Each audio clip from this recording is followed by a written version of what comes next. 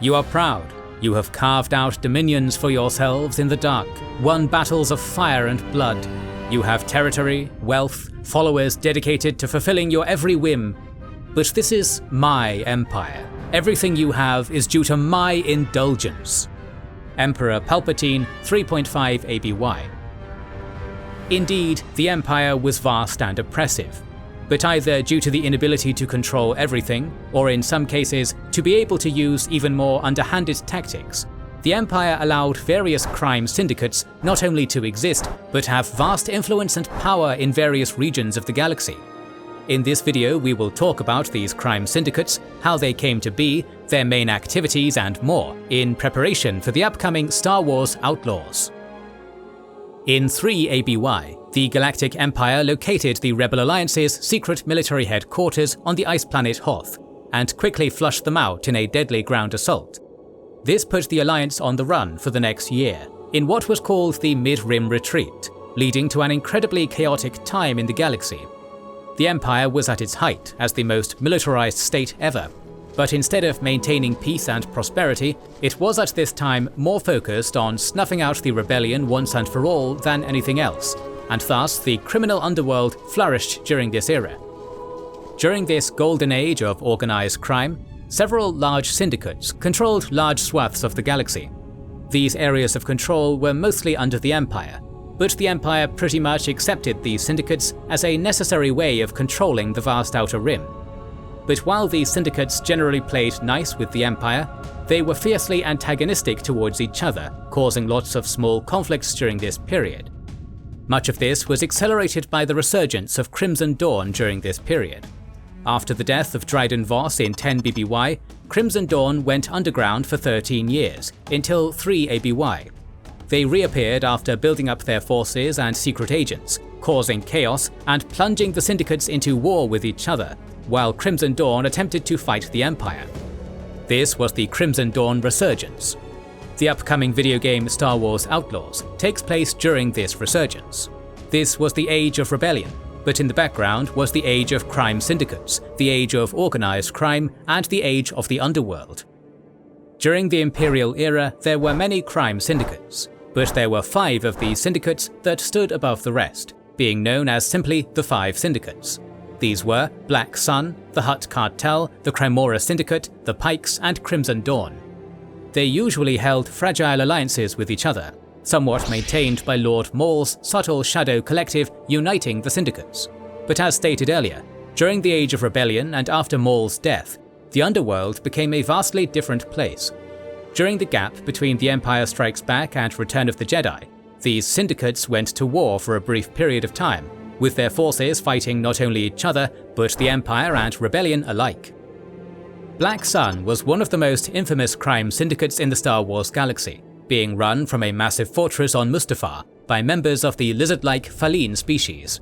Notable leaders of the syndicate are Prince Xizor, Zeton Moj, and Gyuti, the final Faline being a prominent boss in charge of Black Sun forces during the Crimson Dawn resurgence of 3 ABY. Black Sun has their hands all over the galaxy in many different criminal operations, including smuggling, arms dealing, frequently offering bounties, and sentient trafficking. Black Sun was a major power in the criminal underworld during the Clone Wars and beyond, leading to the Syndicate becoming very threatened upon Crimson Dawn's return to the underworld. During Crimson Dawn's campaign against the Empire, a Black Sun drug processing facility on the planet Dantooine was attacked by agents secretly affiliated with Crimson Dawn in order to stir chaos in the underworld and distract the syndicates. The most famous of the 5 syndicates, the Hutt Cartel, was an incredibly ancient syndicate, and the only of the 5 that had a definitive area of space within the Star Wars galaxy. Hutt Space occupied a large chunk of the galactic region known as the Slice, and was an area where the Republic did not really exist in a meaningful way.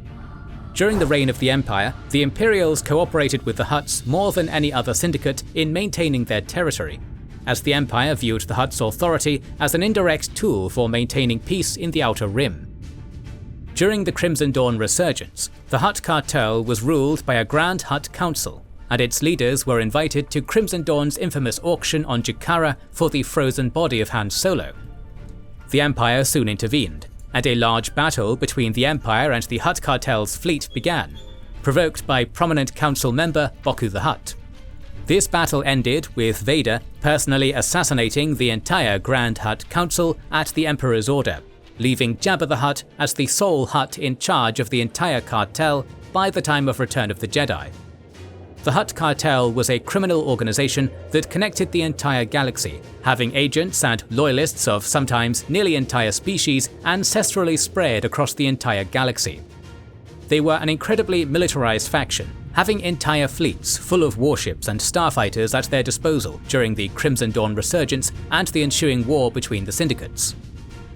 The Cremora Syndicate was an incredibly secretive group that was created through the alliance of several different organizations.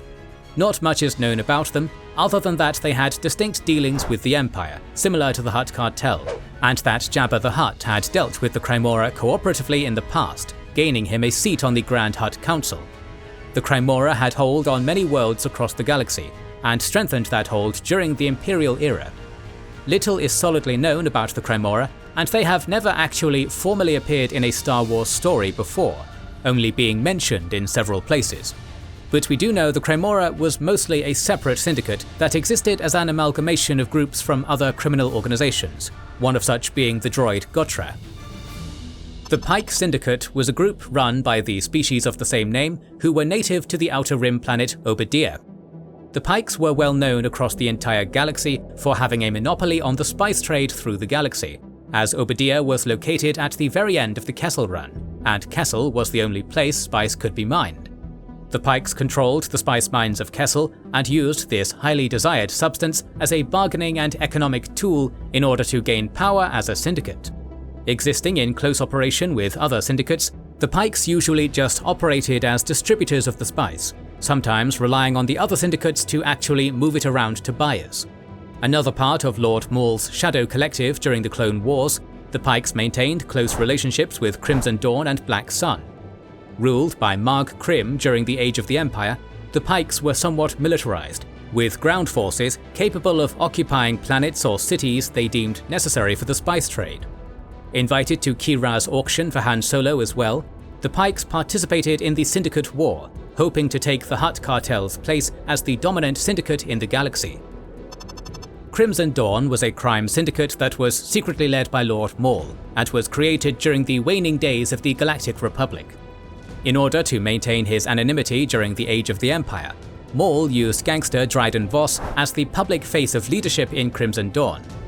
The syndicate was well known for being incredibly ruthless, until the year 10 BBY, when Voss was killed by his protege Kira following the fastest ever execution of the Kessel Run by pilot Han Solo. Abandoning Solo to take over the syndicate for herself, Kira met with Maul on Dathomir to be trained as his new apprentice. Years later, Kira was trained by Maul, but the former Sith apprentice was killed on a vengeance trip by Obi-Wan Kenobi, leaving the syndicate in her hands. Firmly indoctrinated by Maul, Kira became knowledgeable about the Sith and how they secretly controlled the Empire, and she began setting up a plan for years that she hoped would take the Empire down for good. Using all of Crimson Dawn's resources and influence, Kira secretly infiltrated agents of the Dawn into seemingly every major political or criminal entity in the galaxy, leading up to the Crimson Dawn resurgence through her theft and later auction for Han Solo's frozen body. At the auction, Kira instigated the assassination of the Grand Hutt Council and set up covert attacks on every major syndicate, framing each other and leading to a months-long war between the groups. All of this was in order to distract the Empire for long enough to lure Vader and Darth Sidious into a trap, with Kira hoping to end their reign using an ancient Sith artifact known as the Fermata Cage. During this months-long resurgence, Crimson Dawn was likely the most powerful crime syndicate in the galaxy, with an entire fleet that was able to hold its own against the Empire's best naval forces for a short period of time, and with agents, storehouses, and military forces stored all across the galaxy. While the 5 central syndicates were the biggest players in the criminal underworld during the reign of the Empire and the Age of Rebellion, there were also many smaller crime syndicates that had significant impacts on the galaxy at this time, and very well could appear in Star Wars Outlaws. The Droid Gotra was a rare instance of a syndicate being completely run by droids. The Gotra was a criminal organization that operated much like the 5 Syndicates, but also had a focus on droid rights, using their influence, money and power to help free droids across the galaxy, oftentimes in order to bolster their own forces. The Gotra's inception was found in a group of abandoned battle droids during the end of the Clone Wars, who felt betrayed and forgotten by the galaxy, and the new Galactic Empire as a whole. Slowly building up their influence as a crime family, the Gotra was born in the Undercity of Coruscant, before expanding to become a galaxy-spanning shadow organization that had sympathizers almost anywhere large numbers of droids could be found. Members of the Gotra often also served as muscle or foot soldiers for Cremora Syndicate operations, helping the group with any type of illegal activity in which they needed additional firepower. The Gotra was so wide-spanning that it even had several offshoot groups, including the Glitch, who split from the Gotra early on, much like the Vanguard Axis, a group of droid mercenaries seen in the Bad Batch. During the Crimson Dawn resurgence, the Droid Gotra took part in the war between the crime syndicates. During the Age of the Empire, the shipbuilding planet Corellia was home to several criminal organizations, but the 2 most prominent were the Unbroken Clan Syndicate and the Mourner's Whale Syndicate. These 2 fought a war against each other on the planet Corellia, with several well-known bounty hunters such as Boba Fett, Lecano Lash, and Baylert Valance being involved in the conflict. What turned the tide of this conflict, though, was the revelation that a young girl named Cordelia was actually the joint heir of both syndicates, born of the heirs of the Mourner's Whale and the Unbroken Clan. During the Crimson Dawn resurgence, the Unbroken Clan was taken over by its former enforcer, Vikora, who allied the group with Crimson Dawn, while the Mourner's Whale was all but destroyed after refusing to join Crimson Dawn. One of the crime syndicates, based out of the corporate sector planet of Cantonica in the city of Canto Bight, is the Sixth Kin. Based in the wealthy resort city's much lower-class workers' district, this secretive underground organization used the Aurebesh numeral 6 as their symbol, emblazoning it on members' clothing and their facilities. They were led by the insectoid Wen Delphis, a female crime lord that many unfortunate individuals served out of debts to the Sixth Kin. The Kin had several lieutenants that were well trained in martial arts, and sometimes trained these lieutenants from a very young age to be as deadly as possible. They were not major players in the Syndicate War, but some Sixth Kin agents betrayed the Kin to join Crimson Dawn during its resurgence. The Haxian Brood was a crime syndicate that was first introduced in the game Jedi Fallen Order, based in the Outer Rim on an asteroid space station named Ordo Eris. The Haxian Brood had a focus on cybernetics and robotics, with its bounty hunters being cybernetically augmented, which was seen as a symbol of commitment to the criminal organization, with reprogrammed load-lifter droids being some of the Brood's central forces. The Haxian Brood was led by the Umbaran Sork Tormo, who would assign bounty hunters to hunt down those who owed gambling debts to the Brood, which often dealt in that area of the criminal underworld. Another Canto Bight-based syndicate, Zerk Bash, will be a prominent player in Star Wars Outlaws. They played a role in the Syndicate War and were very well known, even by those in the ranks of the Empire during this period. They were spurred on by Crimson Dawn's attacks to fight in this conflict, and were led by a rich and powerful man named Sliro, who ruled from an elaborate penthouse in Canto Bight. Although the events of Star Wars Outlaws take place during or around the Syndicate War period of galactic history, the aftermath of this conflict is known within the canon, and may also play a part in the storyline. The war was instigated by the return of Crimson Dawn, through Kira's delicate and meticulous manipulation of the situation, beginning with the auction for Han Solo. Kira had stolen the frozen smuggler from Boba Fett, leading to Jabba the Hutt placing an incredibly high bounty on the slab of carbonite. This entire debacle instigated a conflict between the Empire and the Hutts that shattered their underhanded alliance, creating a power vacuum, with each other syndicate vying to fill the spot the Hutts once did. During this vying, Kira once again struck, commanding her agents to secretly hit all of the major syndicates, blaming each other for the attacks.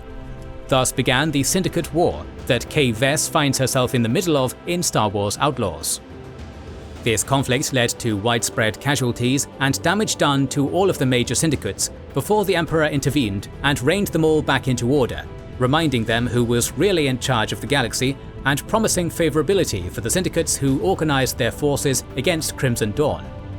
Ultimately, Crimson Dawn failed in their efforts to eliminate the Sith, but Kira did have a lasting impact on the galaxy, as the Syndicate permanently destabilized the criminal underworld of the Star Wars galaxy and set the stage for the coming years of instability and re-establishment of power elsewhere following the death of Jabba the Hutt and the establishment of the New Republic, which treated crime and syndicates very differently than the Empire.